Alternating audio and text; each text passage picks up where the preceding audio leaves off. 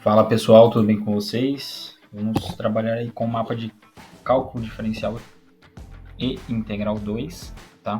Vamos trabalhar aqui em específico com a integral de linha, né? Caminho por caminho, calcular a integral em cada pedaço deste triângulo, e também vamos aplicar o teorema de Green para calcular a integral aí e tá encontrando os valores, tá? Se esse conteúdo auxiliar vocês de alguma forma, auxiliar no entendimento do conteúdo e tudo mais, deixem um like, se inscrevam no canal, tá? Para estar fortalecendo, para a gente estar trazendo mais conteúdo aí para vocês. E qualquer coisa, contato tá na descrição também, pode entrar em contato, tá bom? Qualquer coisa é só nos chamar. Então vamos lá, ó. A presente atividade se encontra dividida em 3 partes, em que você será desafiado a resolver o mesmo exercício de 2 formas diferentes. A partir do cálculo da integral de linha para cada um dos caminhos e a partir do uso do teorema de Green. As integrais de linha sobre uma curva em um campo vetorial são uma ferramenta poderosa na análise matemática, frequentemente aplicadas em física e engenharia para calcular trabalho, fluxo ou outras quantidades relacionadas ao movimento em sistemas dinâmicos.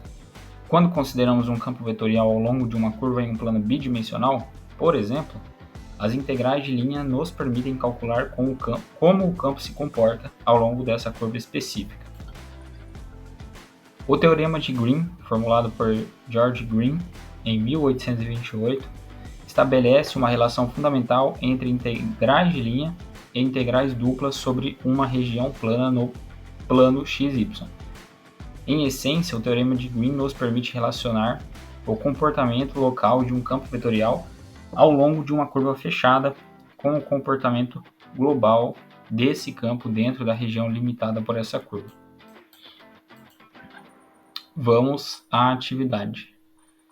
Ele traz aqui a região, então, né? E pede o seguinte na alternativa A. Calcule a integral de linha do campo vetorial dado por f de xy igual a menos y, x ao longo do triângulo de vértices A.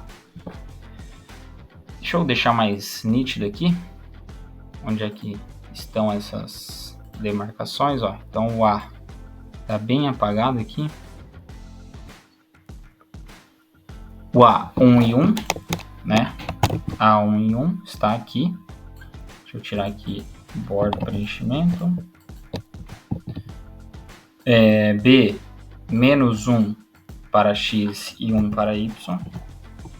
E C, 0 e menos 1. Bom? Com orientação no sentido anti-horário. Então, nessa orientação aqui, ó, tá? Calcule a integral menos y dx mais x dy utilizando o teorema de Green. C. O que se pode concluir a respeito dos cálculos efetuados nas alternativas anteriores? Então vamos lá. Primeira coisa, pessoal, para a gente estar aplicando ali a integral de linha do campo vetorial, vamos entender um pouquinho aí quais fórmulas nós vamos utilizar, o que é o campo vetorial e tudo mais. Então é o seguinte, ó, um campo vetorial bidimensional é uma função f de xy que fornece um vetor para cada ponto do plano xy. Campos vetoriais bidimensionais são normalmente representados por um campo de flechas no plano. Por exemplo, a imagem a seguir é uma visualização do campo de vetores para f de xy igual a y, menos x. Esse aqui é um exemplo, tá, do livro, não é nenhum, não coincide, só inverte o sinal aqui no nosso exercício, tá? Mas ok, podemos pensar em um campo vetorial como sendo a representação do escoamento de um determinado fluido em 2 dimensões, por exemplo, de modo que o vetor f de xy representa então a velocidade de um fluido no ponto xy. Neste caso, chamaremos f de xy de campo de velocidades do fluido. O campo vetorial também costuma ser usado na física e na engenharia para acrescentar forças de diversos tipos, elétrica, magnética ou gravitacional, por exemplo. Nós usaremos neste momento a noção de circulação sobre um escoamento de um fluido para definirmos a nossa integral de linha. Lembre-se da unidade 3, em que usamos a definição de circulação para mostrarmos que a força de sustentação sobre uma asa era gerada por uma integral dupla. Considere, então, um campo de velocidades f de y igual a p mais q, tá? Com os vetores i e j, dado em uma região D fechada no plano. Suponha que essa região seja limitada por uma curva C, parametrizada definida por R de t. É um pouquinho difícil de entender, mas é basicamente aqui, ó. A gente tem que calcular essa integral aqui, ó, tá? De modo geral aqui, para cada um dos caminhos. A primeira coisa que a gente vai fazer, para simplificar, é encontrar as retas, encontrar a função das retas, tá? E aí a gente vai contextualizando melhor aquilo ali, ó. Eu tenho uma reta inclinada aqui e tenho uma reta inclinada aqui. Eu vou encontrar a função que representa essas retas aqui, tá? Primeiro passo. Eu vou pegar o ponto B e C, encontrar a reta, depois A e C e encontro a reta. Lembrando que uma função de uma reta linear vocês conseguem encontrar com 2 pontos apenas. Então, a gente já consegue ir com isso que foi fornecido. Beleza? Vamos calcular então. Vamos descer aqui. E vamos calcular. Ok. Deixa eu pegar lá. Eu vou pegar aqui, primeiro, ponto B e C, tá? Eu vou trazer aqui pontos B e C, ok? Então é o seguinte, ó, o ponto B é dado ali na posição 1,1, tá? No nosso plano cartesiano. Qual que é a função que descreve... Eu vou anotar o ponto C para a gente deixar a tela maior aqui, facilitar a visualização aí para vocês, tá? Deixa eu aumentar a tela aqui. Vamos lá então? Vamos calcular aqui. A equação da reta é dada por y igual a A vezes x mais b, tá? A gente pode partir dessa equação aqui para estar encontrando, para facilitar para nós, tá? A equação linear. É o seguinte, no primeiro ponto, que é o B aqui para nós, o y vale 1 e o x vale menos 1, certo? Então, como que fica essa equação? Ó? Fica menos A mais B igual a 1, certo?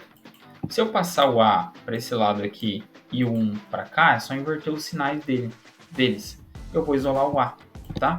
Vou escolher isolar o A aqui nesse caso, mas eu poderia isolar o B sem problema algum, tá bom?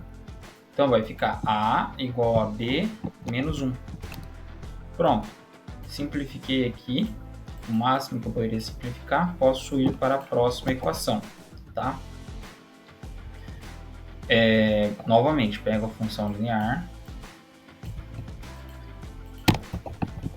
Então, o y vale menos 1.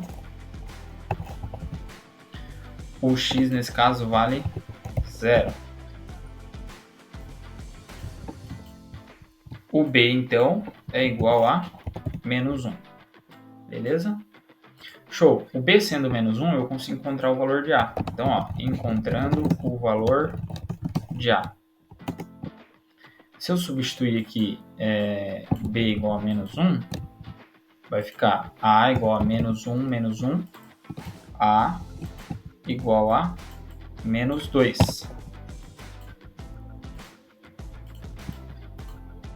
Show! Agora a gente já tem a nossa primeira função. Então eu pego aqui a função linear, vou colocar aqui, e vou escrever assim, ó, encontrando a função entre os pontos P e C. Então eu vou substituir no lugar do A, eu vou colocar o 2, e no lugar do B eu vou colocar menos 1, tá? Então é isso, ó, fica menos 2x menos 1. Parametrizando ela, a gente basicamente troca o x pelo t, que é a nossa variável ali que a gente estava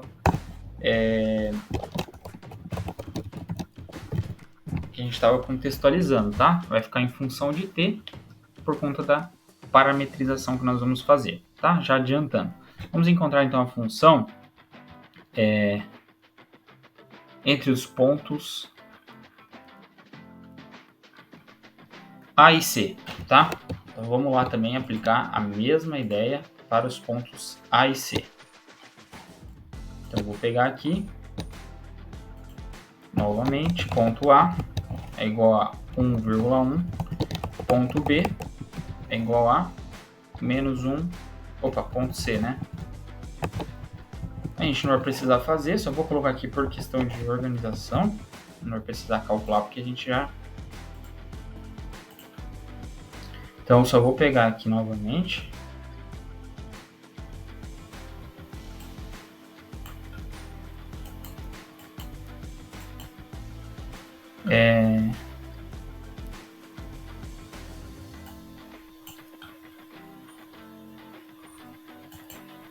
Vou substituir aqui, vou colocar aqui a função, tá? E substituir os pontos de A.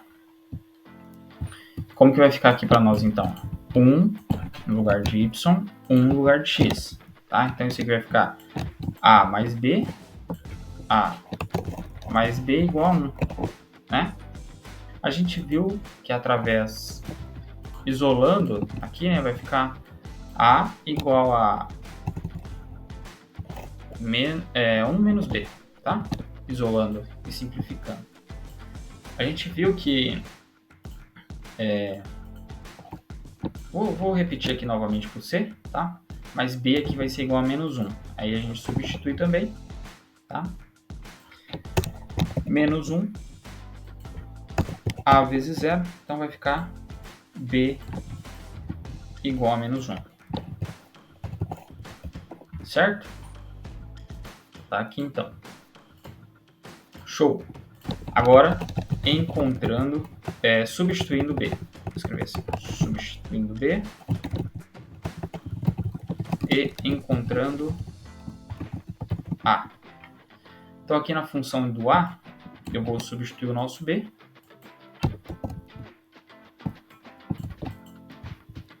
O A tem que ser 1 menos, abre parênteses, tá? Menos 1. Muda o sinal, porque menos com menos é mais. Esse menos que está fora do parênteses passa multiplicando. O A tem que ser igual a 2. E pronto. A gente tem aqui, então, a nossa função. Então, encontrando a função entre os pontos A e C. Vamos só substituir, então. Vou pegar a função aqui novamente, tá? Aqui ela, tá? Vou colar aqui o A é 2 e o B é menos 1. Então, vai ficar 2x menos 1. Essa, então, é a equação entre os pontos A e C. Parametrizando.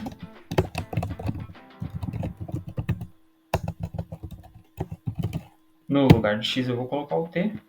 E quando a gente for calcular ali, a gente vai entender melhor o R de t, a derivada e tudo mais. Tá? Por enquanto, assim. Então, beleza. Já definimos aqui as funções que restringem, são os nossos limites de integração, né? Então, vai partir desta função, vai chegar nessa função aqui em x. O y ele vai de menos 1 até 1. Fizemos o principal ali, o básico, que é definir os limites de integração.